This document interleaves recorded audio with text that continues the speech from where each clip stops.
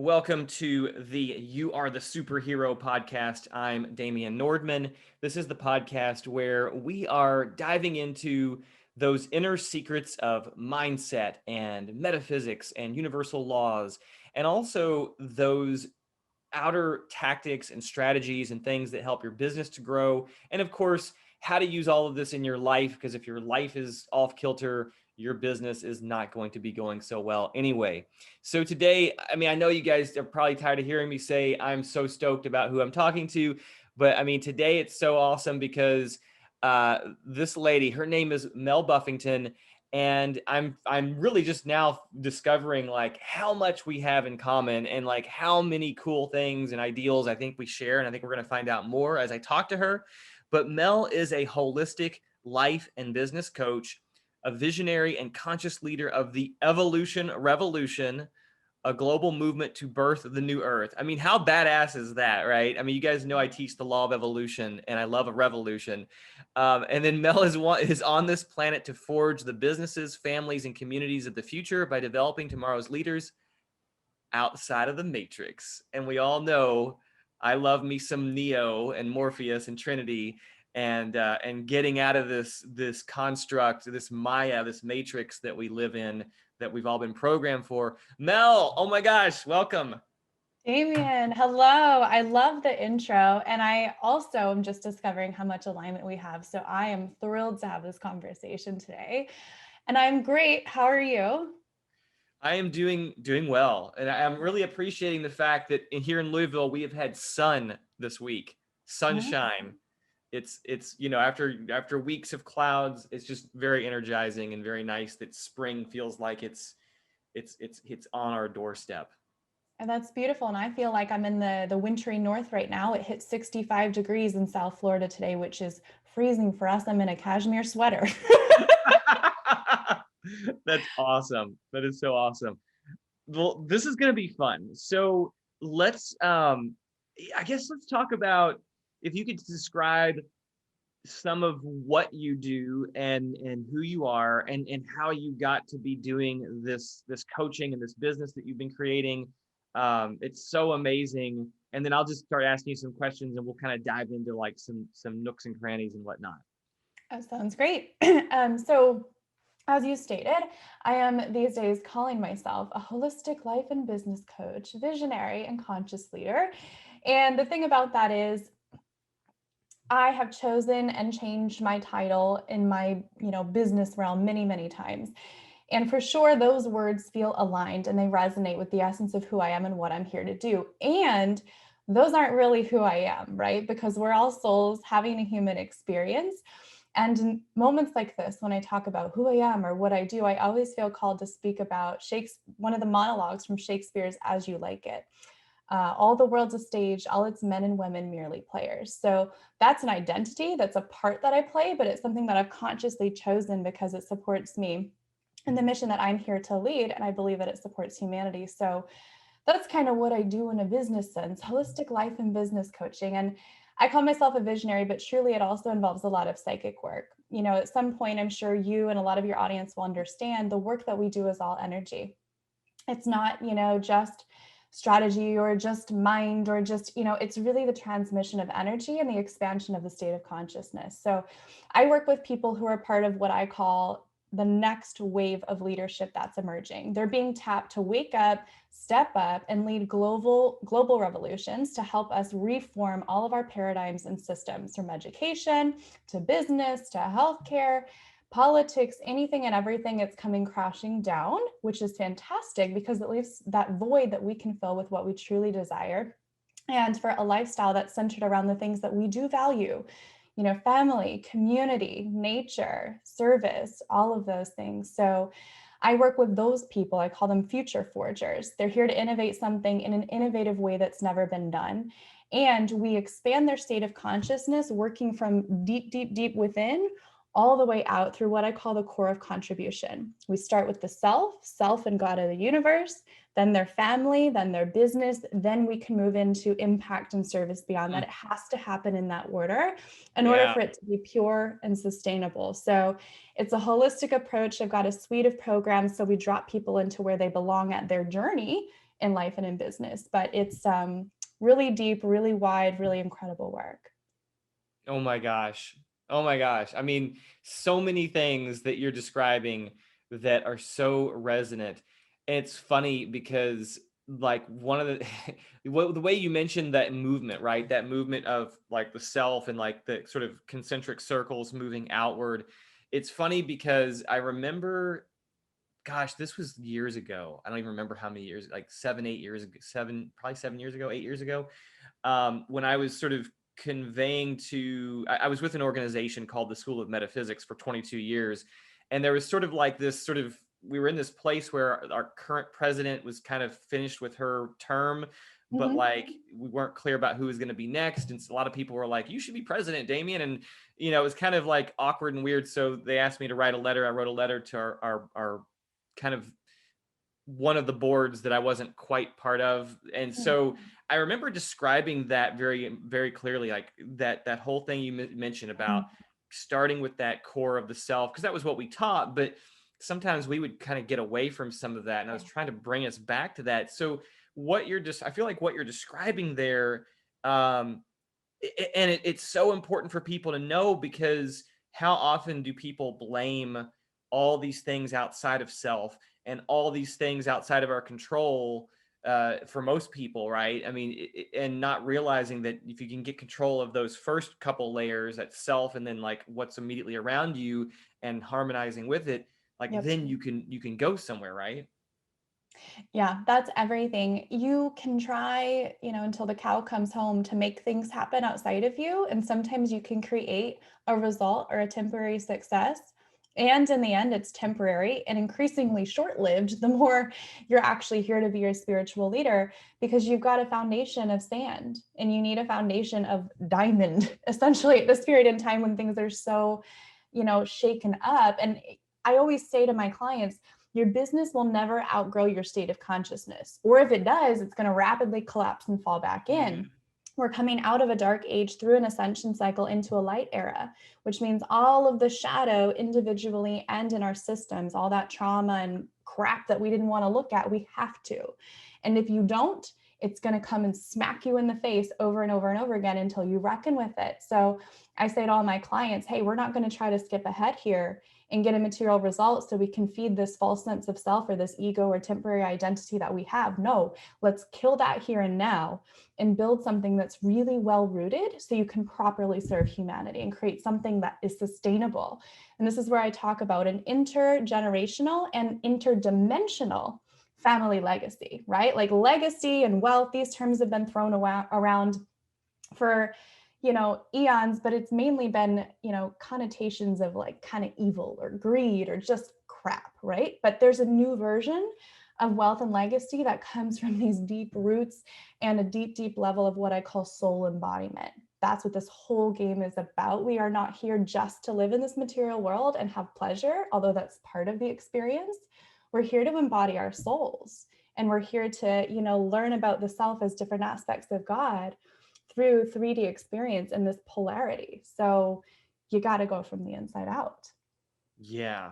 Yeah. So so I'm curious, where did you, so a lot of people who listen to my podcast know I've spent 22 years with the School of Metaphysics, and I was taught many of these things through that organization, right? I mean, we were like very hardcore, like the self and know thyself, and interpreting holy scriptures as it applies to the soul and the spirit, and meditating, and all these things that were very much like taught to me, by them and by the different sources we incorporated. But where did you pick this stuff up? Like, was there one place? Were there a whole bunch of places? Was there a few that were like key or sort of critical to your growth? Yeah, that's a bigger question than you know, Damien, because what's interesting is, I'm relatively young. I'm 31 years old. And a lot of times my clients are significantly older than me. And it's interesting because sometimes I surprise myself at what I know. I really truly just see myself as a vessel and a vehicle for truth, for streaming and transmitting truth. And so my job is to purify my body, my energetic field, my emotional field, everything and anything I can to allow truth and pure light to flow through me. So in the end, I think, what I'm talking about is timeless wisdom and universal truth that I have deliberately done the inner work to be able to hold for people. But I would also say that, I learned a lot of this in different ways through the soul path that I chose, right? And through the family that I incarnated into. It was a heavily religious, fear-driven, controlling, dogmatic kind of a structure.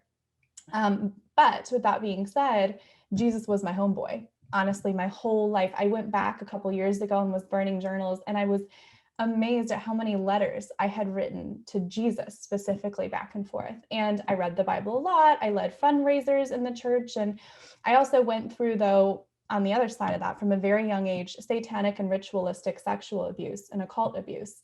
Wow. So when you go through those things, you're open very wide to the world of what's beyond the scene, right? And your psychic gifts explode, and you're exposed to really, really deep darkness, which means on the other side of that is really extraordinary light.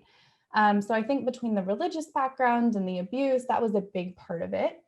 And then there are definitely spiritual gifts that were just dormant in my, ancestry, both on my mother's side and my father's side, that were either dormant or being misused in the world and still being misused in the world.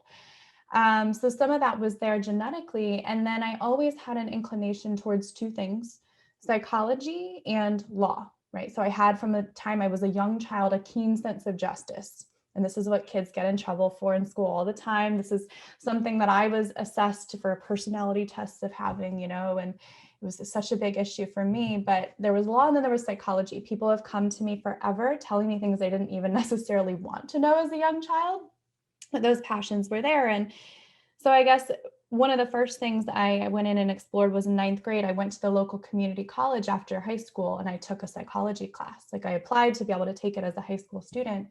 I was just so interested and passionate. So the Bible, and then psychology, and then college. And I constantly had my hands on books. And actually, as I think about it now, one of the most significant books for me was written by someone that I wouldn't recommend you follow him now necessarily, but the book was critical. Eckhart Tolle's The Power of Now. I remember reading that book, and that image of him sitting on a park bench doing nothing and sitting in pure bliss for, what was it, a year or more, he said, stuck with me forever. And that book explained things to me that I'd never understood. So that was several years ago. And between then and now, I've done all kinds of reading and following a couple of people on YouTube and coaching and personal development. And I have this really intense hyper focus. When I get focused on something, I am all in.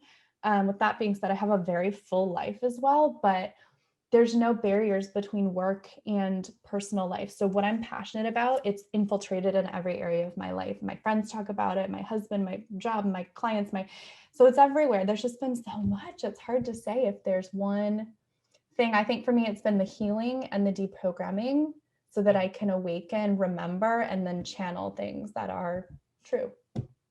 Oh my gosh. Yeah. I feel like we've got another 5 podcast episodes of stuff we could now talk about just from opening some of those doors. I mean, So true.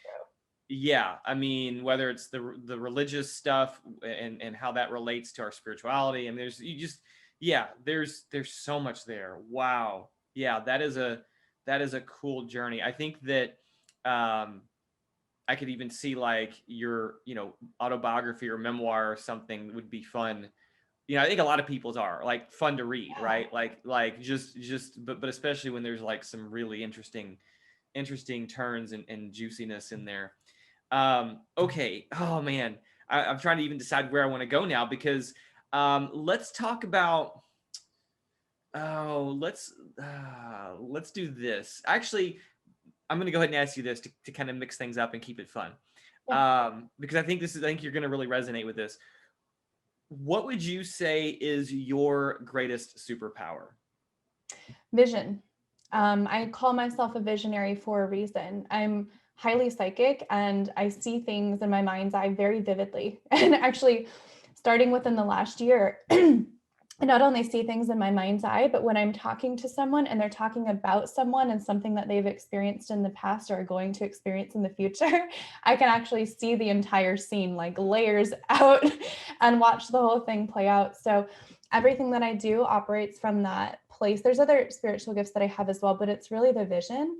And I had a mentor a couple of years ago when I was in California. He said to me, I said to him, what's one word of advice you would give me? Like, what would you say? And he said, hold the highest vision for your life and vibrate in that daily. And I literally did. I started every single day holding that vision, holding that frequency, emanating it out through my aura, through my field. And my life started to absolutely blow up in a bad way, and then a good way, but it was a bad way for a long time. And it was really then that I realized that I'm a visionary leader. And my number one job is to stay in that lane of genius, because when I do and I'm holding that energy, what I'm actually doing is serving as like a lighthouse or a beacon that calls in all of the people who are supposed to support this movement, who are supposed to be clients in the movement, all the resources, all the insights. Like, I don't have the normal problems that business owners have with, hiring or finding clients or whatever. And neither do my clients as they go on and working with me, because we're owning that lane, we're emanating that frequency and calling in through resonance and universal law, everything that is the destiny to happen through us. So I'm a visionary, and that's what my clients are. And that's the most freaking fun thing in the world. And that's what I get paid to do. And that's what we should all be doing, is whatever is the most freaking fun and getting paid really well for it. Nice. So, okay. So that makes me want to ask you, what you said that you, that mentor, right, gave you a piece of advice to hold the highest vision you can, and then vibrate that every day, right? That was more or less. Okay. So I got to sneeze. Maybe I don't. But and you said that at first things got like a little bit crazy. So can you talk about that and why you think that happened, and then where and how did that lead? Yeah. So I'll start at the beginning, before that moment when that next layer of collapse and ego shattering happened. The minute I got my license as a psychotherapist, doing mental health counseling, I opened up my own practice and was charging a cash rate to see clients. And I reached the ceiling in terms of dollars per hour income and what I was able to do at that time, because I was consciously holding space for future children. And somehow that led me to setting intentions and calling in a program that taught me how to basically build an online business, which I didn't even know online business was a thing, but I just bought it and did it because that's what I do. If it calls me, I do it no matter what the cost. And so that was the program that I got into, where this mentor worked. And I continued on in that program after their initial 8-week thing for about a year and a half, probably. And I remember this being the first time in my whole life that I really felt that people saw me and they understood me and kind of the magnitude of how I thought and how I operated. And yet in working with this kind of business coaching, I kept hitting up against walls and there was so much suffering. And I constantly felt broken and I was just spinning my wheels. And oh my God, Damien, I was doing anything and everything you could possibly do with mindset and energy and physical work and just anything. I tried it all. Like, I hustled and then I stopped and surrendered. And then it was driving me insane, but I was willing to do whatever it took. And after he said that to me, about a year and a half into working with these coaches and this team, and I did that, what happened was I had this intuitive download in the middle of a call with who was their COO at the time. And I realized that the reason I was struggling with all of this was because I was trying to build a business on top of a foundation of sand. I had never taken the time to do the clarity work, to do the deep soul digging on what is my journey, who am I really here to serve, and what do I do? They kept trying to put me in a box or a niche, right? Oh, you're a business coach. Oh, you're a therapist. Oh, you do work-life balance. Oh, you burnout. I'm like, no, it's none of those fucking things. Like, it drove me insane, but I was trying to go along with it because they were the business experts and I was the one who wanted to build the business. So that's what I did. And I had this download that it wasn't me. It was this new box that I had just paid a lot of money to put myself in. I thought I was walking away from kind of the matrix of brick and mortar dollars per hour business, but I just walked into a new box. I always use the metaphor of the Russian dolls with my clients, right? You feel like you're at the maximum capacity until you bump up against the walls of that state of consciousness or that new box. And then you shatter that whole sense of self that you thought you were, those borders of that doll, and you move into the next state. So what happened was I realized what was wrong and I reached out to the CEO who I had spoken with before. It's a really large company, right? Like multi-million dollar company. And I said, look, I've identified something in your business. I want to help you with it. It's going to change a lot for a lot of clients. So I wasn't the only one struggling. And he was like, sure, let's talk. And then he changed his mind and sicked his hound dog on me. And she basically told me to shut up and stop causing confusion and problems for other people. And then I was psychically attacked, and it was all really strange. I'd never experienced anything like it. And ultimately, I walked away from this kind of new identity I had built that felt good, from this dream I had for my business, and from a whole community that I thought was like my soul tribe. I Mm, walked away, and like the people didn't care, right. like they loved me to an extent, so long as I wasn't causing discomfort for them and the kind of life that they had chosen to live within. So that was really tough. That fell apart. And then I had no idea what the hell I was going to do in my business. Right. And I can continue on beyond that, but I want to, give you a chance to respond to that piece or direct me however you want. Oh my gosh. Yeah. Yes, I mean, there's so much there, and I can actually very much relate in a slightly different way, but with what happened to me with the School of Metaphysics. So Mm, just because I had built the biggest School of Metaphysics branch that the organization had seen in like 20 years, and it thrived for like 6 years, and people, didn't like that. And anyway, that's a whole other mm. story. But I get what you're saying. It's like that you're bringing that pureness of who you were to light, and then you're more powerful, and people get intimidated by that power and that vision and that all of that. Yeah. And what I find it does is, as you step into your power and the next level of your truth, and you move through kind of your challenges and shadow that you previously didn't see, and you're on the other side, the people in your context are then given what I call like this free will choice point. And it's always going to be fear or love, soul or ego, face the trauma and the pain in the shadow and get uncomfortable, or bandage it up and continue living in denial and defensiveness. And it's really an opportunity that you're gifting someone when you're stepping forward. They're in pain, sure, but we're not here to just make each other feel good, la la, and be, no, we're here to grow as souls, right? So you give them that choice point, and they get to receive the personal responsibility to make the choice or not. And that's what happened. And I think I was just so shocked at the number of people who didn't, choose the soul path, when this was a group and a program that was all about the soul and service and love and on the Right. surface, right? Right. Yeah.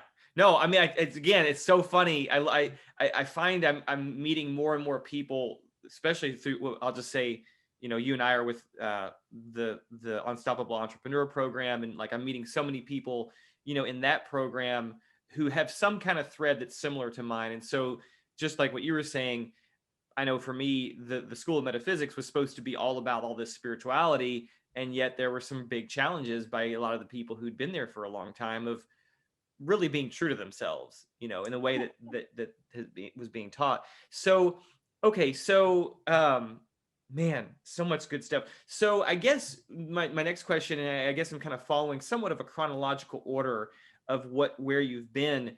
So then I guess what was the next thing that happened, or the next choice you made, or series of choices that then kind of catapulted you into this much more clear vision, and this much more realization of the vision of your business, and of what you're creating with I mean, everything you're doing. And yeah, can you maybe just give us a little more to kind of round out, to kind of bring us up to where you are now? Yeah. So what happened after that was somehow I hired a coach who I thought was going to help me with clarity. And actually, what she did was she had a coach who worked for her who helped me heal my relationship with God. And she taught me how to integrate parts of myself, like more from a state of psychology, which ultimately I know now is the same thing as shamanic soul reclamation work, ego state integration. There's a lot of different things they call inner child healing, whatever, when it's done properly. A lot of people who do inner child healing are missing a lot of important parts. I'll just say that. But Yeah. I did that. And I spent a bunch of money, I didn't have, right? I racked up well over $150,000 in debt pursuing this course of my business, which was really a soul development journey, definitely ripping away any ego attachment to money, right? It could Okay. never have been about money because I was required constantly to just put that on the line. But I hired her. And then after that, I hired another coach. It was like I had this random inspiration. I literally searched her name, and I only seen her name once.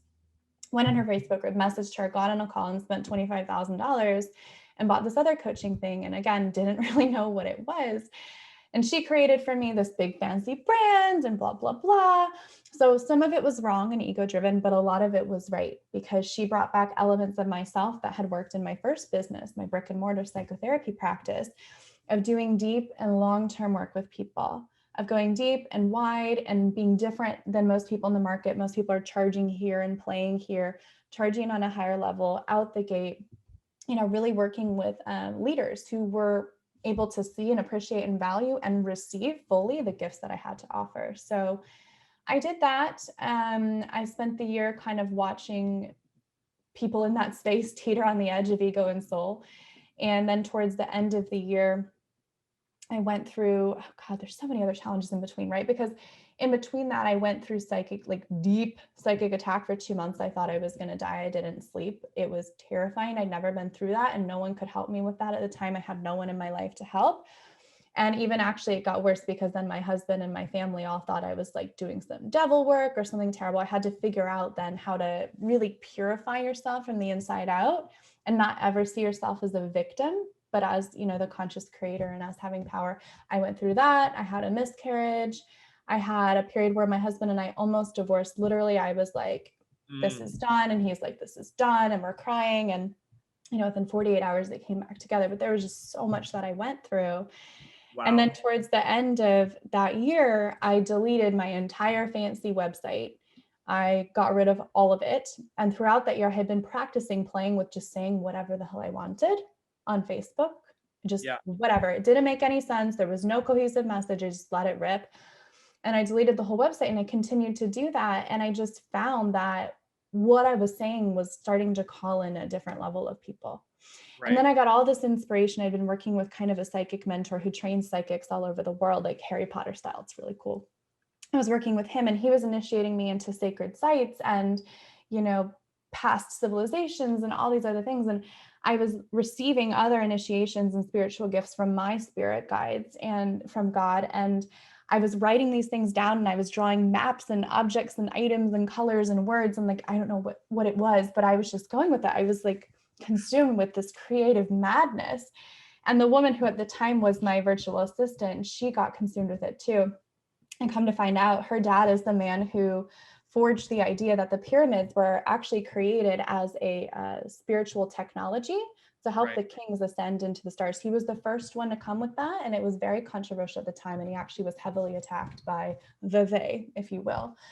And so she was ripping and rolling with me, and through that whole process came the birth of the Evolution Revolution. All the pieces came together, and then I come to find out, I get all this confirmation that these are universal truths and archetypal journeys and properly sequenced initiations. And yeah, it was like a wild ride, but that's what happened. And then I did finally experience what I felt in my heart would happen. I had racked up all this debt, and I felt like at some point I'm going to have a break and things are just going to take off. And then I'm going to be able to pay this debt down, like boom, boom, almost instantly. And that is exactly what happened very recently. And it's been incredible. And the debt is almost gone. And now it's just riding the wave and catching up with systems and team building and all these other things. So it's been a crazy journey, but now I know that the thing that I've created, this first business entity, is the thing. This isn't changing. It's just going to evolve and improve. It is aligned on a soul level. And now we're looking at other industries and businesses. My husband's able to pull away from his job, and we're looking in development and real estate. There's some opportunities we have there to come in.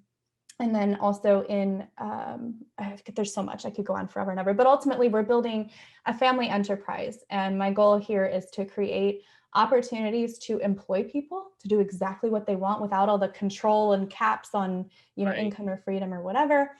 And also to do the same thing for my clients, to give them the opportunity to fulfill their dreams as well. So wild ride, things change quickly, lots of pain and challenges and debt, but it all does pay off, if you stay the course and do the inner work. Yeah. Oh my gosh. This is so great. Your story is so wonderful. So I feel like the what you were describing about well, I think what I've seen with that's maybe not common, maybe not the same, like a common denominator for all people who go through some of this entrepreneurial journey. But I feel like for some of us, like there is that, like you talked about, like racking up all the debt because you're trying to like, you're pushing your boundaries in every direction to try to figure out what you need to be doing, what you need to do, how you need to be growing, who you need to be connecting with.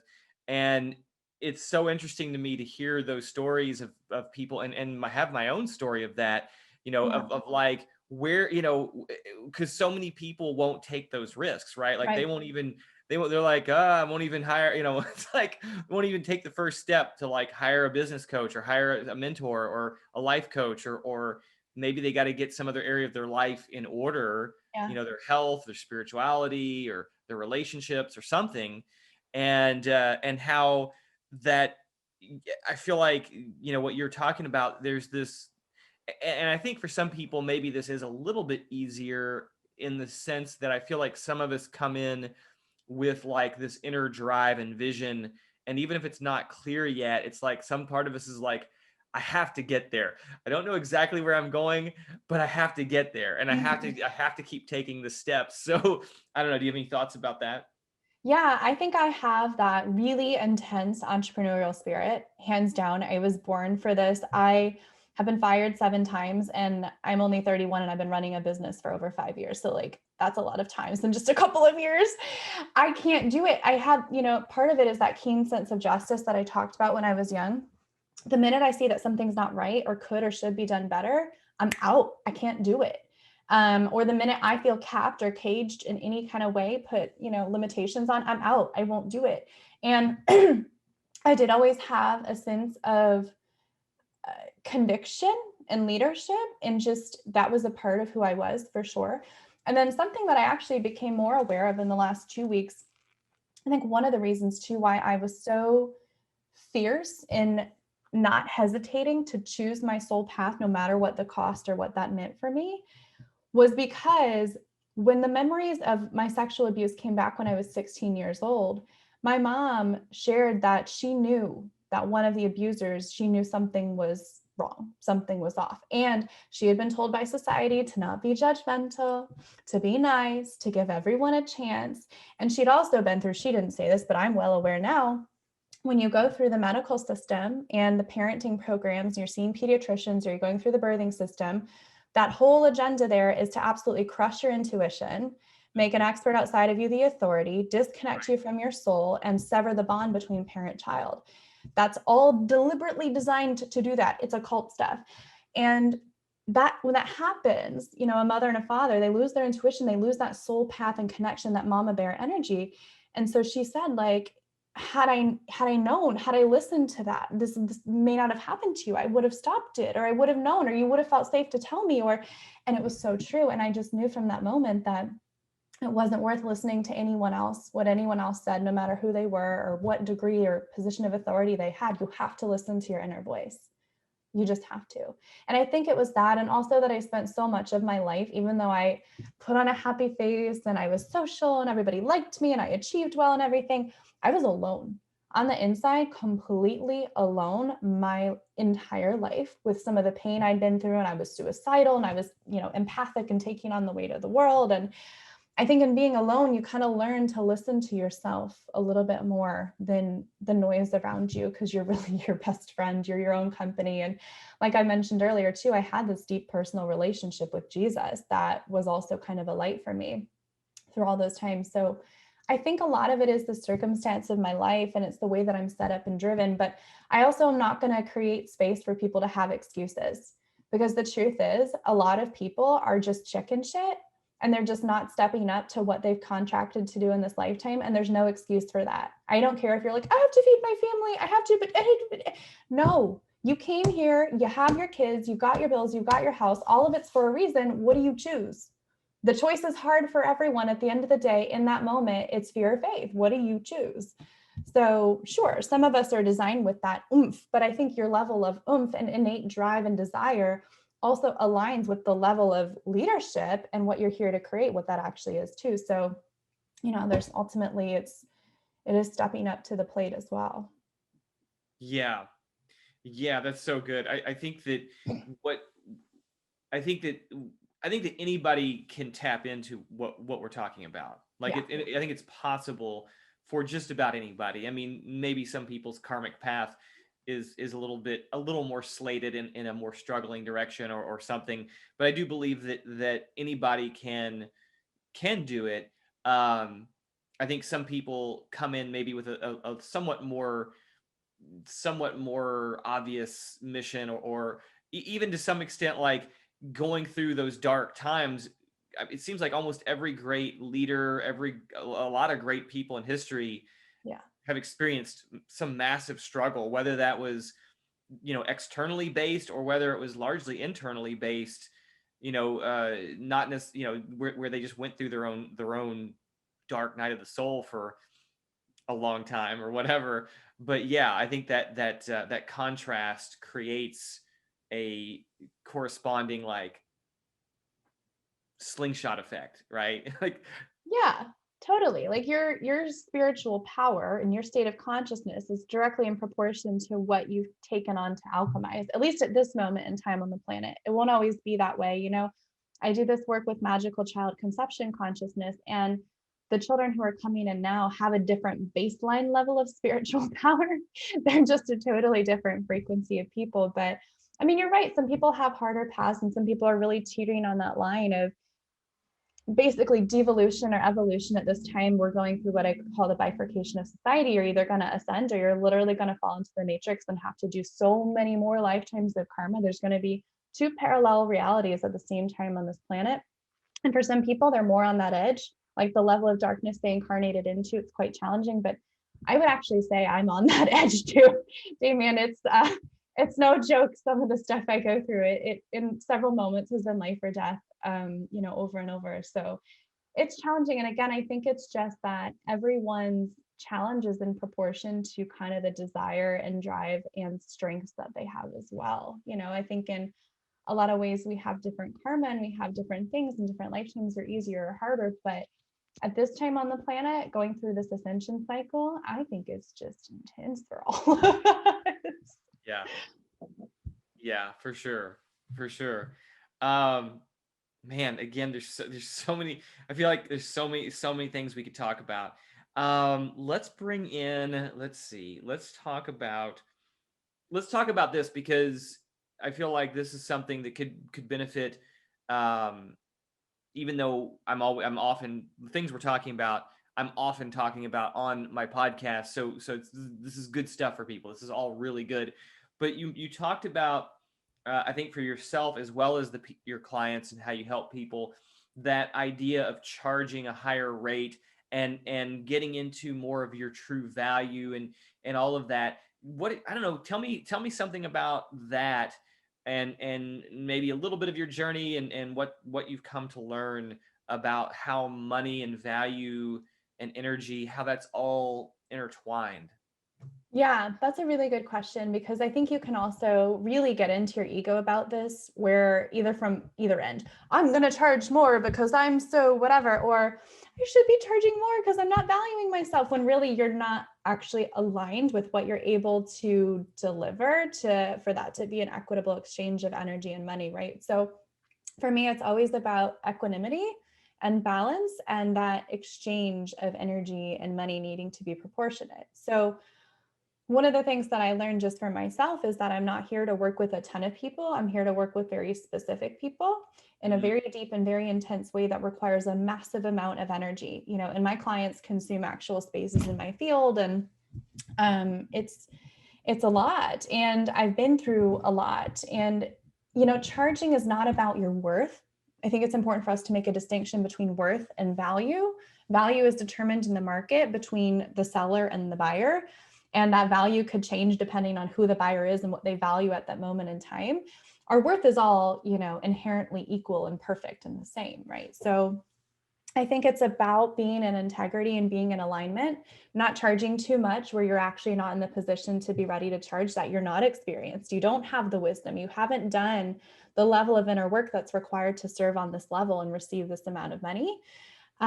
Or, the other way around, where you're undercharging and you're resentful. Like that doesn't serve. Like both of those are coming from ego and wounding, and ultimately it's not going to be in the highest and best for someone else. So it's about getting really honest and being in integrity and alignment with where you're at, and it's going to be a little bit uncomfortable on what I call your edge +1.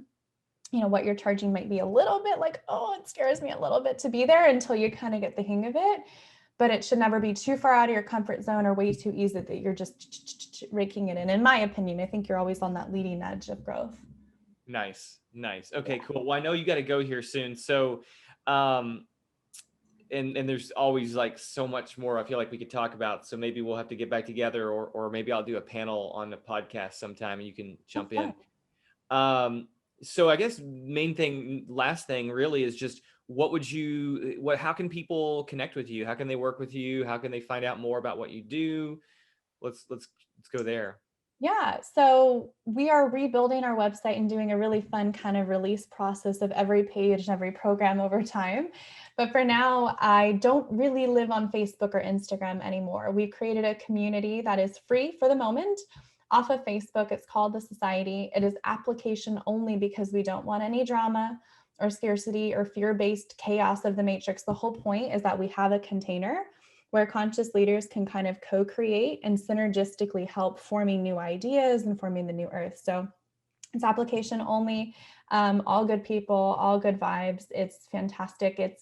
You can apply at melbuffington.com/join. So that's the first thing for sure. I'd love to see some of your people come over there. And if you're not ready to join, then I'm always doing live events and workshops and things like that on a regular basis. So if you go to melbuffington.com/gift, you will be able to see what we have going on there. And if it's not an upcoming workshop or 5-day kind of masterclass, then there's going to be some kind of download that will serve you. And I just trust the higher timing of that. So that's the best. And other than that, every now and then I do dip back into the matrix. I do what my friend and I were talking about, the reverse Agent Smith. I'll dip back into the matrix, and I generally will be on my personal Facebook page. So you can just search for Mel Buffington over there. It's the least algorithmically distorted space I can be in. And sometimes I'll do live videos. Nice. That's so fun. Awesome, Mel. This has been great. I really appreciate you investing some time to share about your journey and your superpowers and just like how you're changing the world and how you can help other people. It's been really great. Yeah, it was my pleasure, Damien. Thank you so much for inviting me to come join you here. Awesome. So, and to my listeners, I will be back on with a solo episode next week, and we'll be rocking it out then. So until then, as always, be invincible.